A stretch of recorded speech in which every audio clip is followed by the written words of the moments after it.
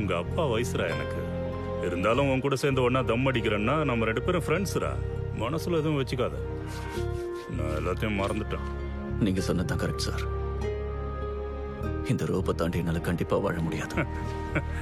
உன்னை பத்தி எனக்கு தெரியும்டா. தெரியும். You are born for this game. நம்ம நாளைக்கே ராம்ராஜ் சாரை மீட் பண்ணுவோம். இந்த அசிஸ்டன்ட் கோச் போஸ்டிங் உனக்கு வந்துருச்சுன்னா ரொம்ப நல்லா இருக்கும். சம்பளம் கொஞ்சம் கம்மியா இருந்தாலும் உனக்கு பிடிச்ச வேலை இல்ல.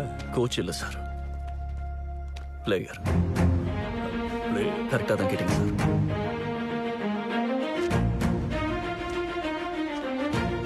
நான் மறுபடியும் விளையாடணும்.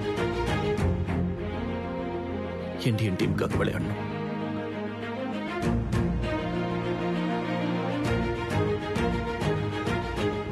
அர்ஜுன் இதுப்பா டெய்லி செத்து பொழைக்க முடியல சார். உன் ஏஜ் இப்போ 36 அர்ஜுன். அது ப்ரொஃபஷனல் ஸ்போர்ட்ஸ்ல இருந்து ரிட்டையர் ஆகிற ஏஜ். வெறும் 500 ரூபாய்க்காக 3 நாள் பைத்தியமா தெரிஞ்சப்பதான் சார் எனக்கு எல்லாமே புரிஞ்சது. எனக்கு இந்த 36 வருஷத்துல என்னால எது முடியும்னு தெரியாம இருந்தது. அது இந்த 3 நாள்ல தெரிஞ்சிடுச்சு சார். வேண்டாம் சார், எனக்கு இந்த லைஃப் வேண்டாம். உனக்கு ஆடணுங்கிற எண்ணம் இருந்தாலும் பிசிக்கலா நீ கம்ப்ளீட் பண்ண முடியாது அர்ஜுன். என் லைஃப் முழுக்க நான் ஏதாவது செய்வேன், ஏதாவது சாதிப்பேன்னு என்னை விட அதிகமா நம்பிக்கிட்டு இருந்த எல்லாரையும் நான் டிசப்பாயிண்ட் பண்ணிட்டு இருந்திருக்கேன் சார். உங்களை, சாராவை, ஃப்ரெண்ட்ஸ் எல்லாரையும்.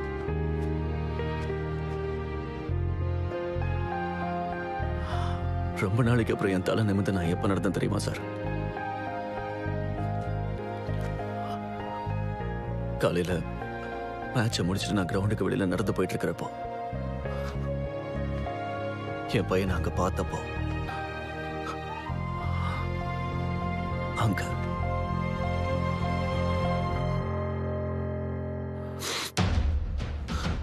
நீங்க என்ன செய்ய சொன்னாலும் செய்யணும் சார்.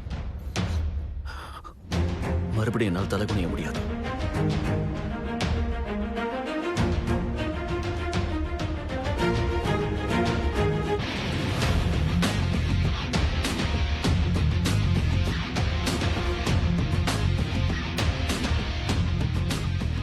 வருஷத்துக்கு முன்னாடி நின்று போன என் வாழ்க்கையை மறுபடியும் தொடங்க போறேன்.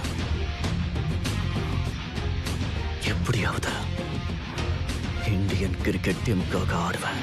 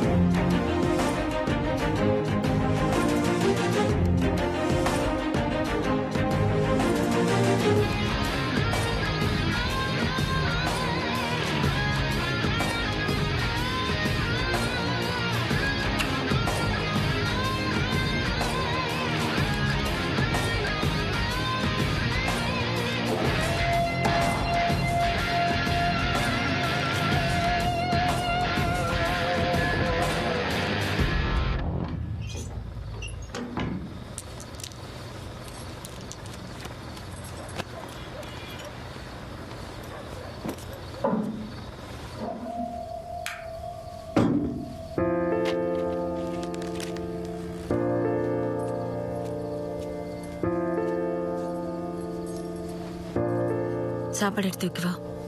தேவையில்லை, அப்புறமா சாப்பிட்றேன்.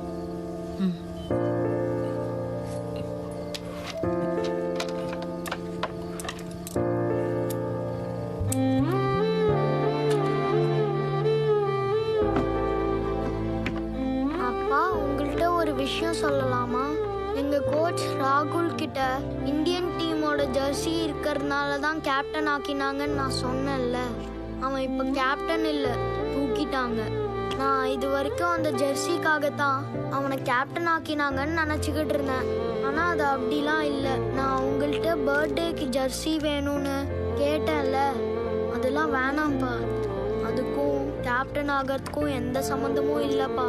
விஷால், நீ ஜெர்சி இருக்கிறதா சொன்னது விஷால் கிட்ட தான், ராகுல் கிட்ட இல்ல. சாரிப்பா.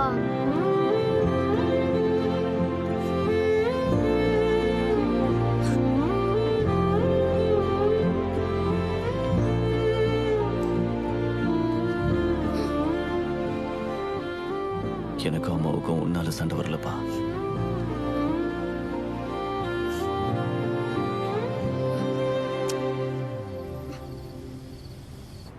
So boys, இன்னையோட 2 months training முடிஞ்சு போச்சு.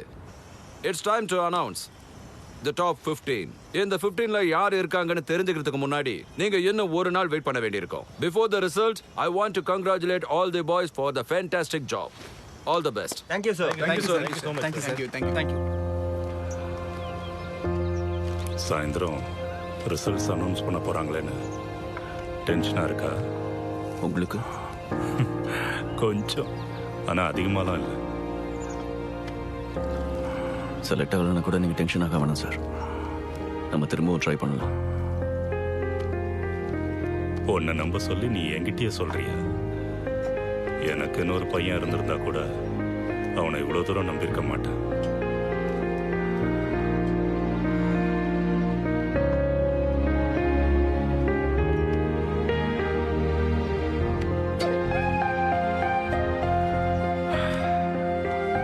முன்னாடி முதல்ல என்னால டென்ஷனை தாங்கிக்க முடியலடா. சாயந்தரம் என்னால வர முடியாது. ரிசல்ட் என்னன்னு தெரிஞ்சுக்கிட்டு நீயே வீட்டுக்கு வந்துடு. ரம்மு வாங்கி வச்சிடுறேன். ஃபுல்லா என்ஜாய் பண்ணலாம்.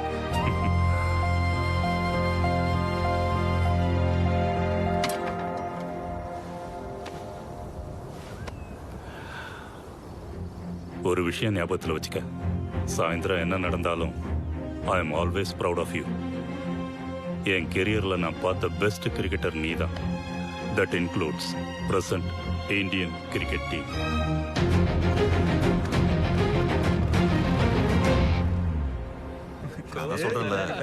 கண்டிப்பா இருக்கும்.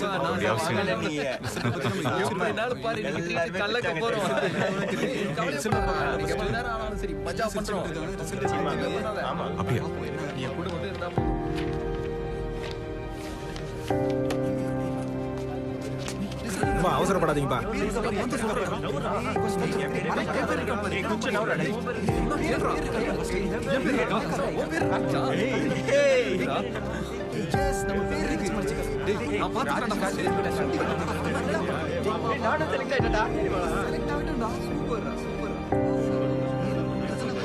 சரிடா, நான் வரேன். பாய் பாய்டா.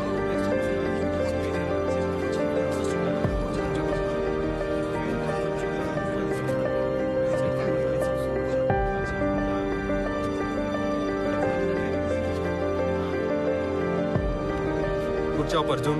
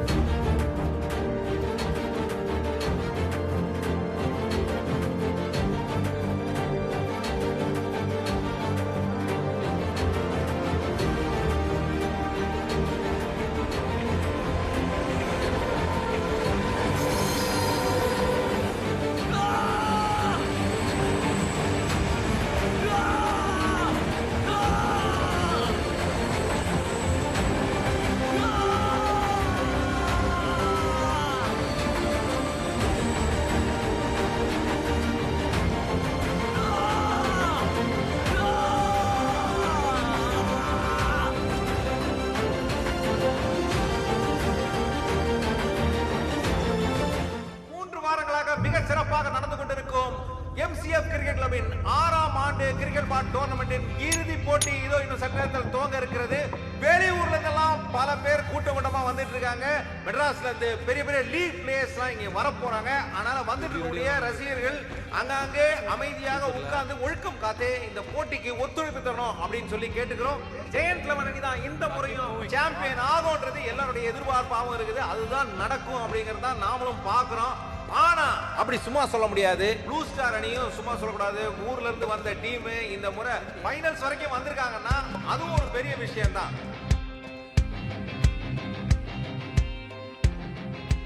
யாரு வராங்க வரலங்கிறதுல எனக்கு கவலை கிடையாது. தோக்குறமோ ஜெயிக்கிறோமோ இருக்கிற பசங்க வச்சு ஆடுவோம். ஒன்னு சொல்றேன் கேட்டுக்கோங்கடா. வெறுப்பு அழிவுக்கு தாண்டா எட்டுன்னு போவோம். நிதானம் நிறைய சொல்லி தரும்.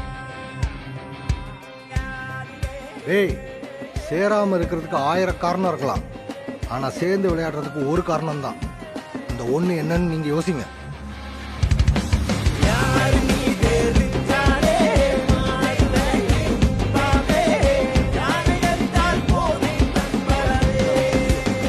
ஏய் ரீத, ஆபரா. ஏய் ராஜேஷ், ஏன்டா இவ்வளவு லேட்? ஒன்றும் இல்லை, நான் வர வழியில் ஒரு பிரச்சனை. வெங்கடேஷ் எங்க? வந்துட்டு இருப்பான்னு நினைக்கிறேன்.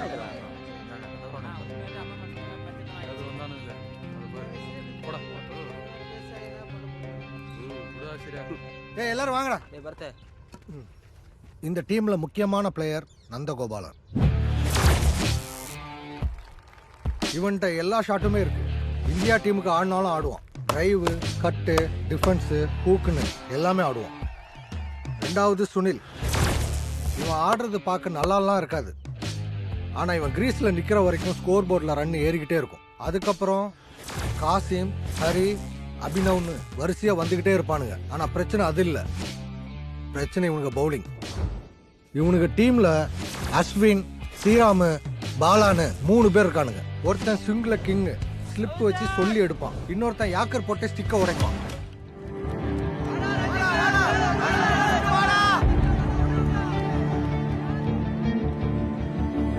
திருத்தணி முனையிலிருந்து இதோ ஸ்ரீராம். அருமையான பந்து.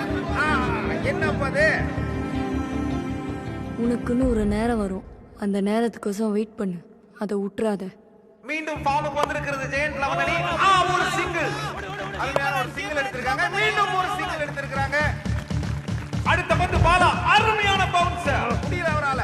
மீண்டும் ஒரு சிங்கிள். அருமையான ஃபீல்டிங். அதோ காசிம். மீண்டும் ஒரு சிங்கிள் எடுக்கறாங்க. பவுண்டரி தடுக்கப்பட்டது. மிக சிறப்பான ஃபீல்டிங் இங்க நடந்து கொண்டிருக்கிறது. இரண்டாவது ரன் ஓட முயற்சி பண்றாங்க. ஆனா முடியல. நல்ல முடிவு தான். தேவையில்லாத ஓடுறது ரிஸ்க் தான். நல்ல முடிவு எடுத்திருக்காங்க.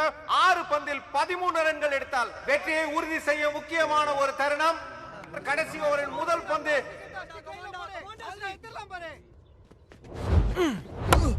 அருமையான ஷாட். 4 ரன்கள். 5 பந்துகளில் 9 ரன்கள் தேவை. வெற்றி யாருக்கு? இதோ தீர்மானமாகிவிடும். 4 பந்துகளில் 8 ரன்கள் தேவை. ரஞ்சித் இருக்காரு. ரஞ்சித்தை நோக்கி இதோ அருமையான பந்து. What a delivery. 3 பந்து 8 ரன். ஜெயிக்க போறது ப்ளூ ஸ்டாரா ஜெயண்ட் 11 ஆட்டத்தின் 4வது பந்து ஸ்ரீராமிடமிருந்து ரஞ்சித்துக்கு. அடித்த ரஞ்சித் நேராக மேலே எழும்பி வெற்றி கோப்பை நோக்கி வந்து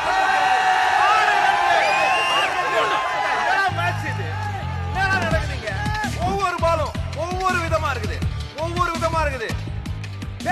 ஏதாச்சும் செஞ்சு ஜெயிச்சுடா. புரியுதா? நீ அந்த க்ளோஸ்ல நில்லு.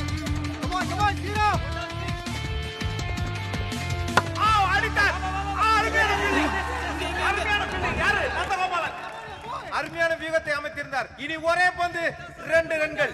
1 அடித்தால் டிரா, 2 அடித்தால் வெற்றி. ஓகேவா? வெளியவே கொடுக்காத, உள்ளே வை. ஒண்ணே ஒண்ணு. உன்னால முடியும். சரியா? ஆடு. ஒரே பந்தில் 2 ரன்கள். இதோ போட்டி சூடுபிடித்துக் கொண்டிருக்கிறது. இறுதி போட்டியின் இறுதி பந்தை சந்திக்க தயாராகிக் கொண்டிருக்கிறார் ரஞ்சித். ப்ளூ ஸ்டார் அணி வெற்றி பெறுமா என்பது இந்த இறுதி பந்தில் தெரிந்துவிடும். இறுதி பந்து இதோ கிராமத்துல இருந்து வந்த ஒரு கிரிக்கெட் டீம் ஃபைனல்ஸ் வரைக்கும் வந்து இங்க நீங்க ஜெயிக்கிறது உங்க கிராமத்துக்கே ஒரு நம்பிக்கை பிறக்க போதுப்பா. திருத்தணி முனையிலிருந்து வெற்றியை நோக்கி ஓடுறாரா ஸ்ரீராம். இதுக்கு தானே இத்தனை நாளா காத்திருந்த. இறங்கி அடிடா.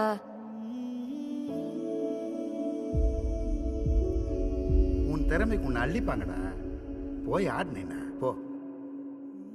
இதோ இந்த கிரிக்கெட் இறுதிப் போட்டியில் கலந்து கொள்ள போகும் நமது கிராமத்தின் வாலிப பிள்ளைகள் அதில் வெற்றி பெற ஆசீர்வதிப்பீராக. இங்க வந்து ஆடுறதுக்கு உங்களுக்கெல்லாம் ஒரு தகுதி வேணும்டா. தகுதி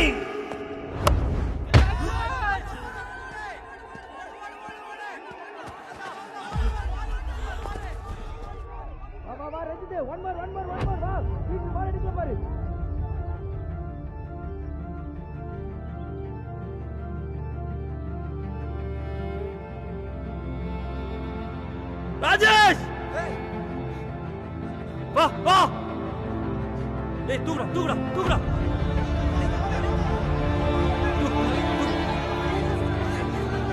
ஏய் வாங்கடா.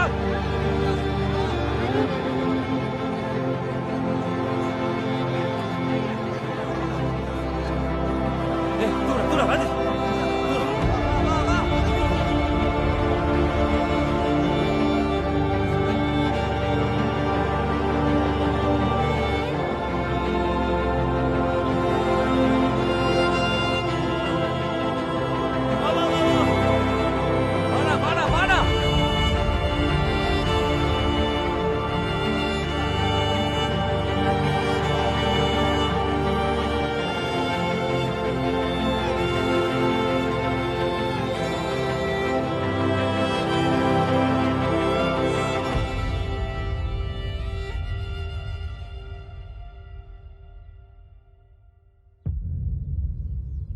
இப்போ எல்லாருக்கும் ஒரு டவுட் இருக்கும்.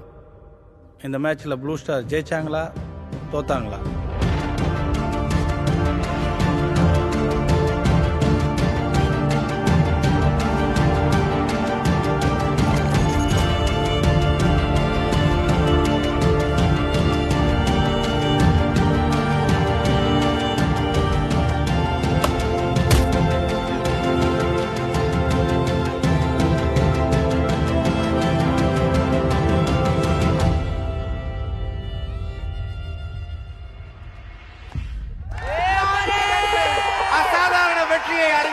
ப்ளூ ஸ்டார் அணி எம்சிஎஃப் கிளப்பில் கிராமத்திலிருந்து வந்த ஒரு டீம் ஜெயண்ட் 11 அணியை வென்று கிராமத்தின் நம்பிக்கை நட்சத்திரம் ப்ளூ ஸ்டார் என்று பதிவு செய்திருக்கிறது.